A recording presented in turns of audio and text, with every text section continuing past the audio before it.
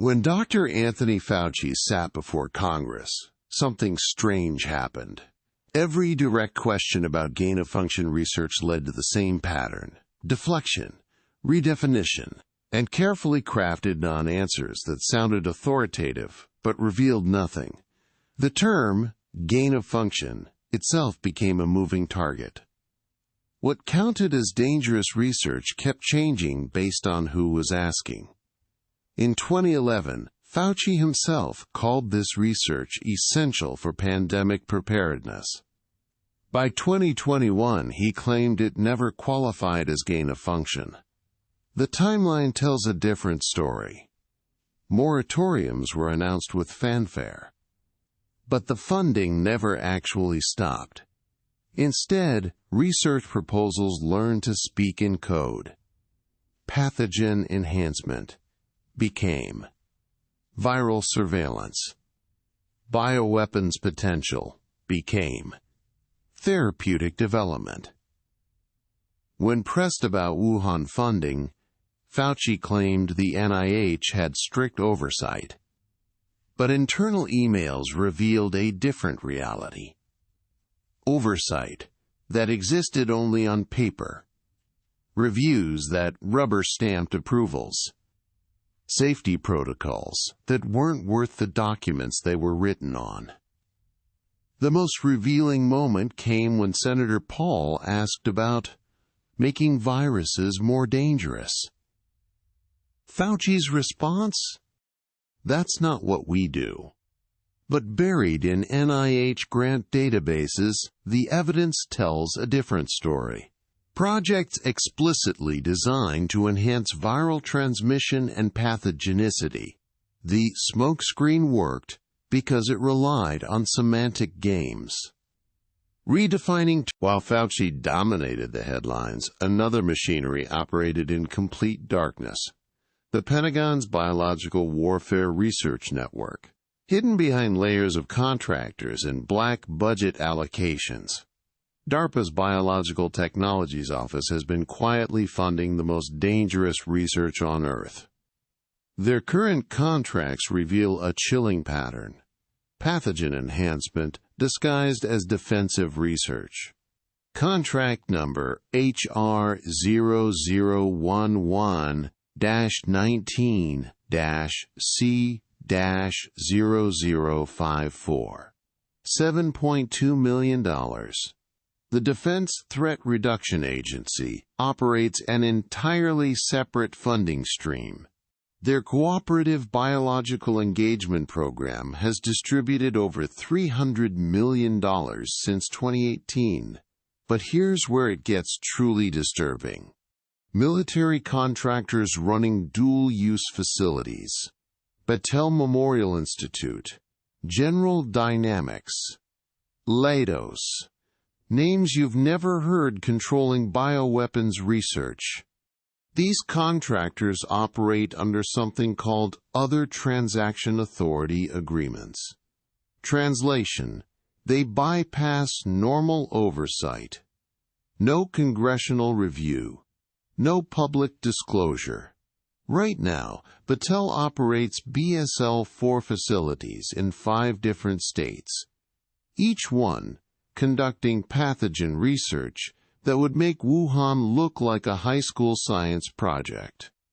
The Pentagon's bioweapons network isn't just active, it's expanding. But military contractors aren't the only ones hiding in plain sight. Beyond the Pentagon's shadow network lies an even more disturbing reality.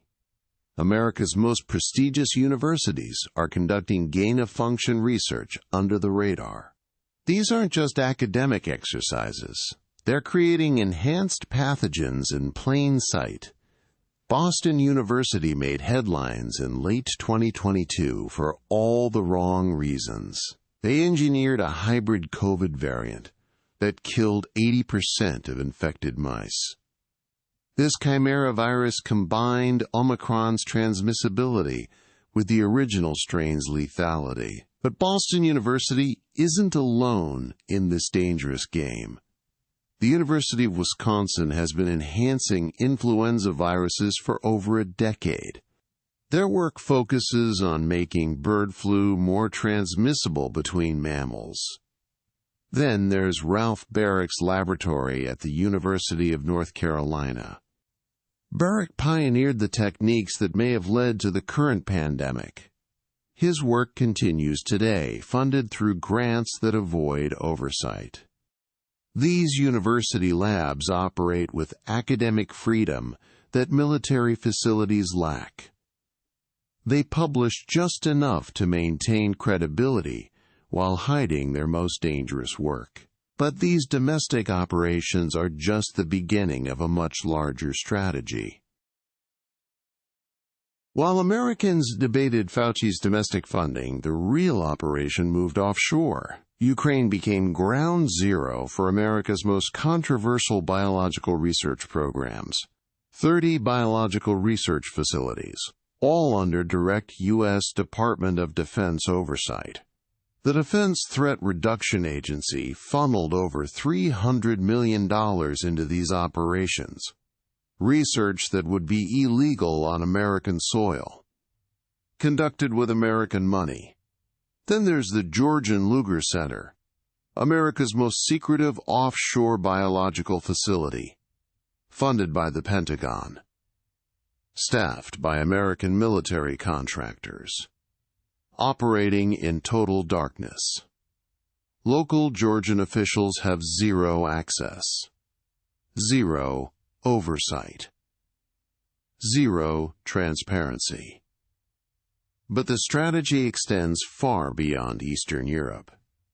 Southeast Asia became America's biological research playground. Minimal regulations, maximum secrecy. Countries desperate for American investment, willing to look the other way. The perfect storm of plausible deniability and legal immunity. While Congress investigated domestic labs, the real work continued thousands of miles away. But who are the scientists running these shadow operations? The names they buried will shock you. Behind every laboratory we've uncovered, there are names.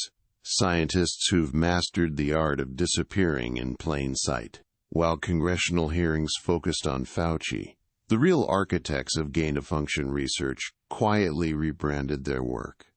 Dr. Ralph Barrick didn't vanish after the Wuhan controversy. He simply changed the language of his grants.